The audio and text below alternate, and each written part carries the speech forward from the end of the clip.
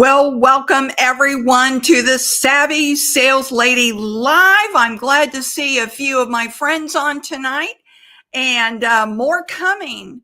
Before we dive into is your client a narcissist, I want to make a disclaimer first. I'm not a therapist. What I bring you is my own experience working with narcissistic clients and a ton of research I've done on Dr. Les Carter YouTube channel. He devotes an entire YouTube channel on nothing but narcissism. So I highly suggest that you check him out after watching this video, this live stream. And if you have any questions, matter of fact, let me just drop that down in there. Ask me any questions. Well, within reason. Within reason. Okay, so I just wanted to put that out there because no, I don't have a therapy background, but I have had a lot of dealings with not only narcissistic clients in my own business, but narcissistic colleagues and narcissistic clients in my previous experience in the insurance industry. So I want to bring you some key concepts to look for. The first thing that we're going to be talking about is red flags. So if you ever had a client who seems to think that the world revolves around them, you know what I'm talking about. That's a good red flag that you might be dealing with a narcissist. And if you miss the signs, oh my gosh, could you be in for the headache of a lifetime? It's unbelievable. So we're going to dive into how to spot a narcissistic client before they derail you and your business. All right. Now, you got to know the signs. You absolutely have to know the signs. How do you communicate with a narcissistic client without losing your sanity too? And we're going to go into some of that.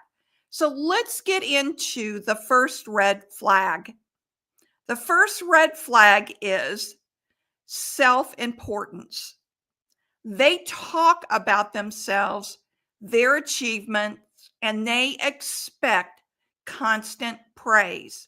Does anybody come in mind to you that is like this? They're all about themselves.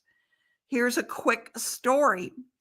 A colleague of mine, we were invited to do a radio show. It was a 30-minute radio show. Going into it, I knew this was not going to work out well for me because this woman loves to talk about herself. She's a classic narcissist. So going into the show, I pretty well knew what to expect. But I wanted to extend her some grace, all right? Because, could be different. Nope.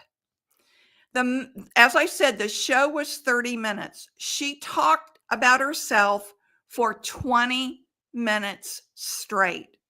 All of her accolades, all of her achievements, all of her work history, everything. And every time the host tried to jump in, she would talk right over the host and just keep talking. And finally, the host broke through and asked me a question, and she jumped in and answered the question. I even said, excuse me, she asked me the question. And I knew that this was going to happen. After the show concluded, the radio host called me and apologized profusely that I didn't have a chance to talk. She didn't even have a chance to ask me questions. So this is a big red sign, folks, that you're dealing with a narcissist. If it's always about them, if they're always talking about themselves, if they're always propping up their achievements and their accolades, they expect constant praise. All right. Number 2 red flag. Are you ready? Lack of empathy. They don't care about your time. They don't care about your processes. They don't care about your challenges. Matter of fact, they don't care about you at all. Forget trying to talk to these people with any kind of empathy because it will go right over their heads. They're not capable of the same type of emotions that you and I are. I'll give you another personal story. I'm debating about whether to call this person out. I won't. I'll be gracious.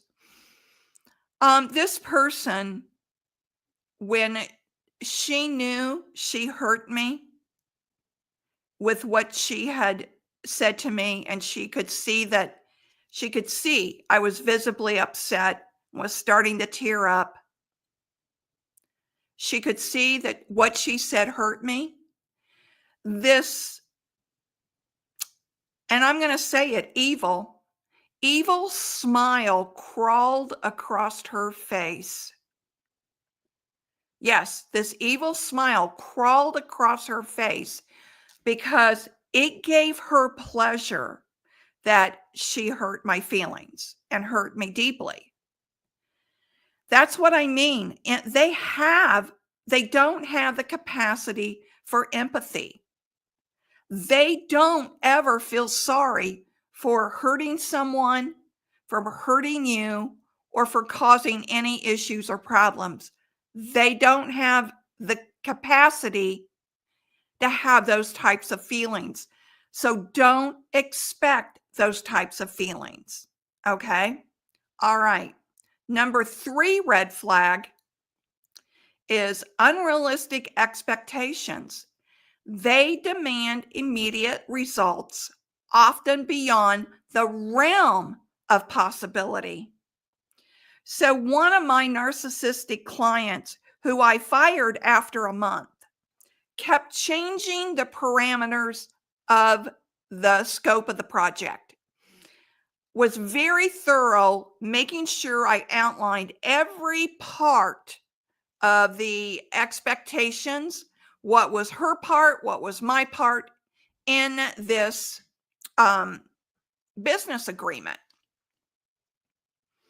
And she kept pushing the parameters out, not by, Christine, can we renegotiate this? She just started expecting and demanding different items, different parameters. And every time I put the brakes on, she would push even harder. I even sent her an email outlining the parameters of the project. And if she wanted me to go beyond that scope, I could do it, but that was going to cost more money. She promised that she would pay me by the end of the month. I tested her and I went ahead and did one small part, and she promised she would pay me at the end of the month. Well, no surprise. She never paid me. And she said that should have been in the scope of the project. And I should have caught that, because this gets into our next red flag, and that is the blame game. Nothing is ever their fault. And they'll throw you under the bus over and over and over again if things go wrong, or if you misheard what the scope of the project was. You have to be very careful with narcissists because they will walk all over professional boundaries and expect you to adhere to anything that they want. Anything that they want. This one narcissistic client of mine kept insisting that the only time she could meet with me once a week was 7, 8 o'clock at night. That was the only alternative that she would give me. Now, when we negotiated this deal, she never brought that up. And I told her that I just couldn't do 7 o'clock at night. There was a wide variety of reasons why I couldn't. And she kept pushing for it and kept pushing for it. And I ended up cutting ties with her too. So let's get into number 5 red flag: manipulation and control. They'll use guilt, flattery, or threats to get their way. Now, the 3 narcissistic clients and the 1 colleague that I have experience with, they all did this. This was a pattern. They use guilt, flattery, or threats. The woman that I went on the radio station with, the business colleague, she would always just the praise of me would just come dripping out of her lips like honey. Well, what she was doing is keeping me on the hook, right? Keeping me coming back because she thought flattery worked on me. Well, the first time, shame on her. The second time, shame on me. There was no second time, folks. It was obvious what she was doing, manipulating and trying to control me. Okay? Now, let's get into some quick tips. All right? And one of the things that I want to talk to you about is, in these quick tips, just remember, dealing with narcissistic clients is like playing chess. One wrong move and, oh my gosh, they've got you trapped. So what I want to show you are 5 quick tips to keep you ahead of the game. All right. The first one is set boundaries early. Now, I thought I've done this with all of the narcissistic clients that I had to deal with. I set boundaries early. You got to be clear on timelines, on deliverables, and here comes payment terms. Everything has to be put in writing. So make sure you do that.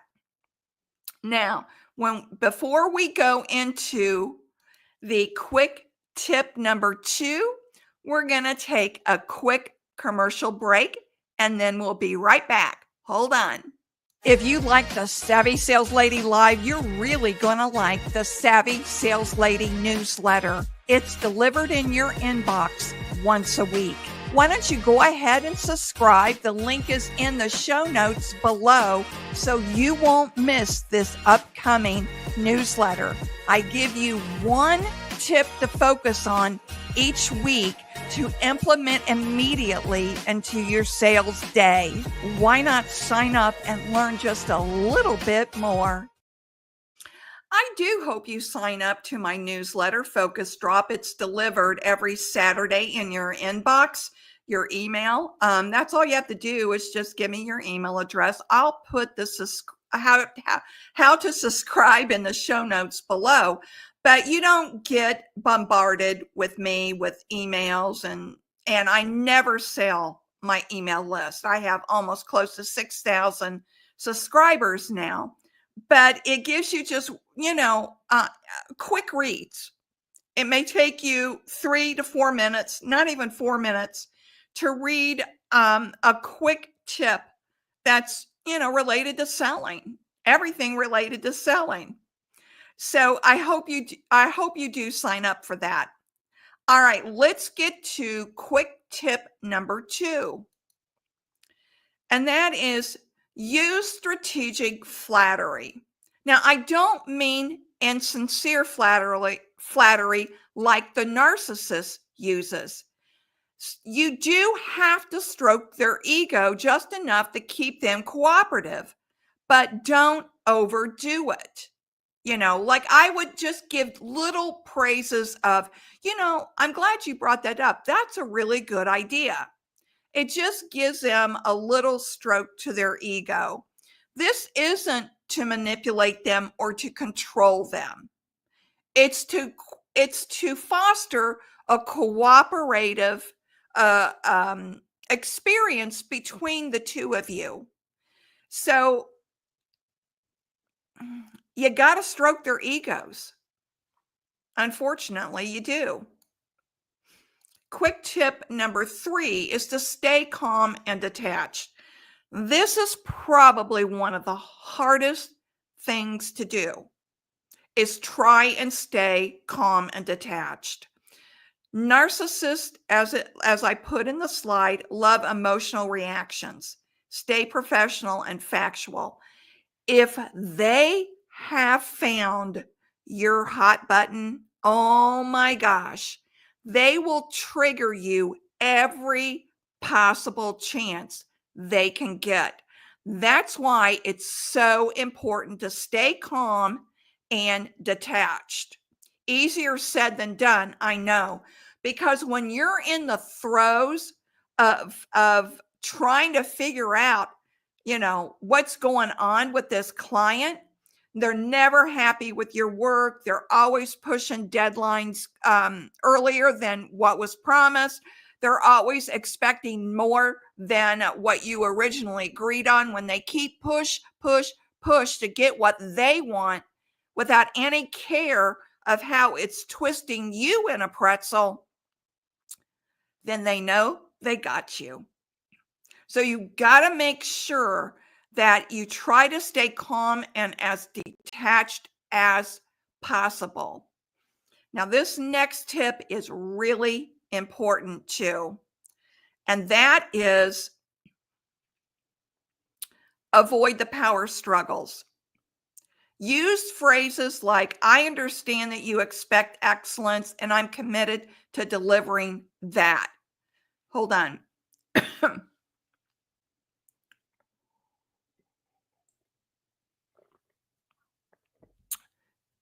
When they can get you into a power struggle, they'll usually win. They'll back you in the corner.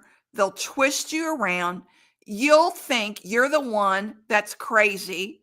They'll say that they didn't say something or that you misunderstood what you've said or what they've said. They will twist you around into a pretzel. Avoid it at all costs. Just keep calm, keep your cool, and just repeat, I understand that you expect excellence. I'm committed to delivering that too. And then the next one, my personal favorite, redirect the focus, keep the conversation oriented, and minimize personal storytelling. I can't emphasize that enough.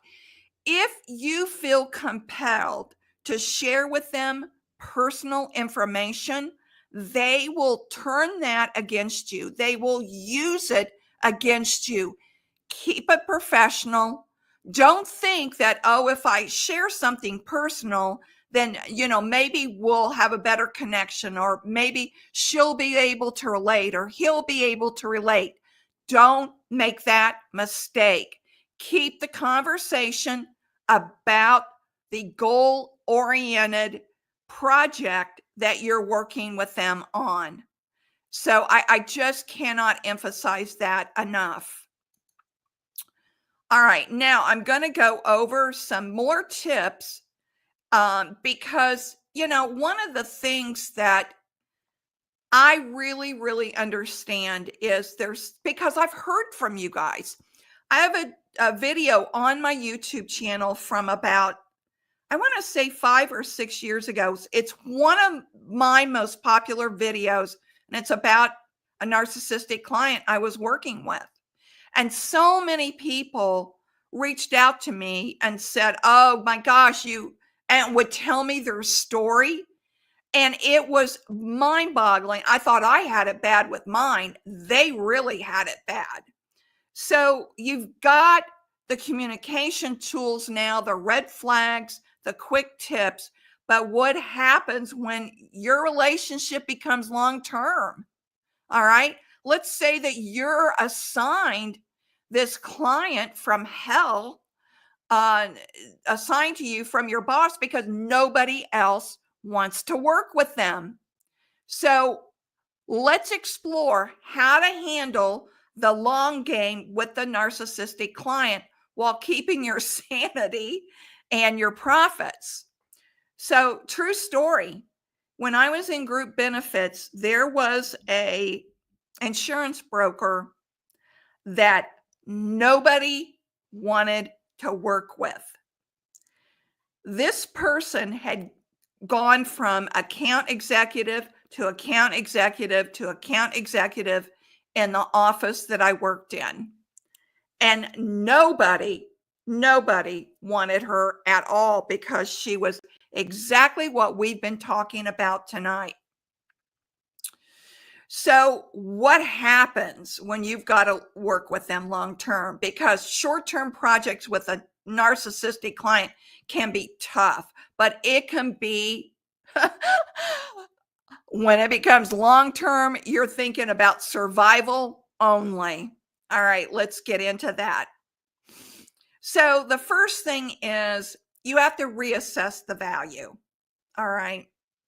And what happened with this one narcissistic broker that nobody wanted to work with? The company ended up severing their ties with this broker. It was so bad. You may have to do that. You may have to sever ties, because this is the question I ask myself. Is this client worth the emotional toll? Probably not, because I can tell you what's going to happen. If you can't remain calm and detached, which 99.9% of the people that are in a narcissistic relationship, either business or personal, or they have a short-term project with a narcissist client, it robs you your sleep. You feel like a crazy person. You can't understand why you can't get them to understand. I mean, it really takes a toll on you. So if the profit is high, then proceed, but with caution. The other thing you absolutely have to do is document everything. Detailed records help if disputes arise later, and they will. I guarantee you they will. The other tip is create check-in points, like I did once a week with that narcissistic client, but she wanted to meet at 7 and 8 o'clock at night. One of the reasons I did this is so I could regularly review expectations to avoid scope creep, right? And then tip number 4, avoid emotional entanglement. Keep the interaction strictly professional. With this one narcissistic client, I had told her 2 weeks ahead of time that I was going to be out of the office all day at an on-site training for another client. And I told her that I would not be available by phone or by text message for the majority of the day. The day before I was to leave for this trip, as a courtesy, I told her again I would be unavailable all day for most of the day because I would be on this on-site training. During the 8 hours I was in this training class, she called and texted 63 times because She was more important than the client that I was doing the on-site training for 63 times. So she was trying to push my buttons, and I wasn't going to get into an emotional entanglement with her. And I ended up not getting back to her till the next day. And yeah, you can imagine how that conversation went. And then here's what ended up happening. Tip number 5, exit strategy. Know when it's time to walk away if the emotional costs outweigh the business benefit. And in this case, the emotional cost did outweigh the business benefit. So we cut ties. She even went so far as wanting me to move coaching clients that had had regular meetings set up with me for over 6 months. She wanted me to move them all out of the way to accommodate her schedule. That's how bad it got. So managing a narcissistic client long term, it's really tricky, but possibly with the right tools that I've given you tonight, maybe that you can help protect your mental health and be able to navigate the situation better. Now, Thursday night, I will be continuing this series because, oh boy, I have more information to give you. So I hope you come back Thursday night and watch the rest in this series on a narcissistic client.